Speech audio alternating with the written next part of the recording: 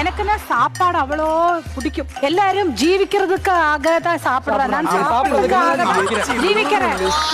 காத்தாலே எழுந்திருக்கிற உடனே நான் இன்னைக்கு சாப்பிடலாம் நீ அந்த சந்தோஷம் தான் எழுந்திருக்கிறதே. 8 ஊரு எச்சில் ஊரும் லிஸ்ட் இருக்கு கையில.